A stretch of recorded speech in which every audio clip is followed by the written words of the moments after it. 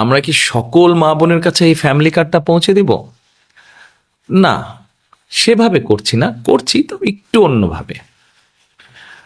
বাংলাদেশে আমরা যদি পরিবার হিসেবে দেখি, 4 কোটি পরিবার আছে বাংলাদেশে।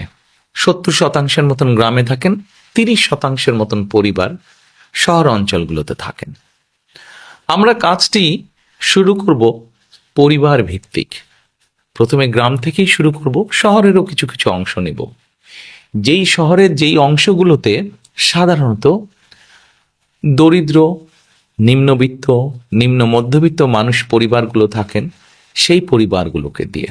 এখন আসেন আপনাদেরকে বলি কাদেরকে দেব। ধরুন আপনি একজন গৃহিণী, আপনি একজন মা, আপনার পরিবারের সদস্য সংখ্যা হয়তো 5 বা 6। আপনি যদি মা বা গৃহিণী হয়ে থাকেন, তখন আপনার কাছে আমরা পৌঁছবো এবং পৌঁছে আপনার কাছে এইরকম একটি ফ্যামিলি কার্ড নামে একটি কার্ড দিব। এই কার্ডটির মধ্যে আপনার নাম থাকবে, এই কার্ডটির মধ্যে একটি নাম্বার থাকবে, এই কার্ডটির মধ্যে মেয়াদ থাকবে এবং এই কার্ডটির মধ্যে স্ক্যানিং করার মতন একটা দাগ থাকবে অনেকগুলো। এখন আপনি হয়তো জিজ্ঞেস করতে পারেন যে এই যে 4 কোটি পরিবার বললাম, একবারে সব 4 কোটি পরিবারকে দেব?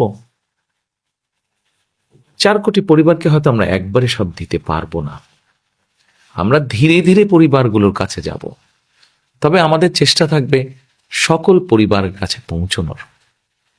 এখন আসেন, এই ফ্যামিলি কার্ড তো দিলাম, কিন্তু লাভটা কি হলো তাহলে আপনার? লাভটা হচ্ছে এইরকম, এই ফ্যামিলি কার্ডের মাধ্যমে আমরা প্রতি মাসে আপনার কাছে, অর্থাৎ আপনি যেই মা বা যে গৃহিণী আপনি, আপনার কাছে আমরা প্রতি মাসে 2 থেকে 2,500 টাকা হয় নগদ অথবা আপনার পরিবারের যে প্রয়োজনীয় খাদ্য সামগ্রী, 5 জনের পরিবার হিসাব ধরে প্রয়োজনীয় যে খাদ্য সামগ্রী, এরকম কতগুলো খাদ্য সামগ্রী আমরা আপনার কাছে পৌঁছে দিব। তাহলে কি হতে পারে?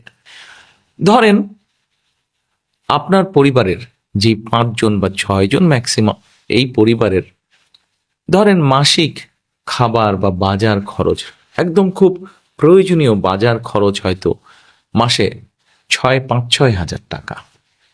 এখন আপনাকে যদি সরকার থেকে প্রতি মাসে 2 থেকে 2,500 টাকা দেওয়া হয়, অথবা 2 থেকে 2,500 টাকার সমপরিমাণ মূল্য প্রয়োজন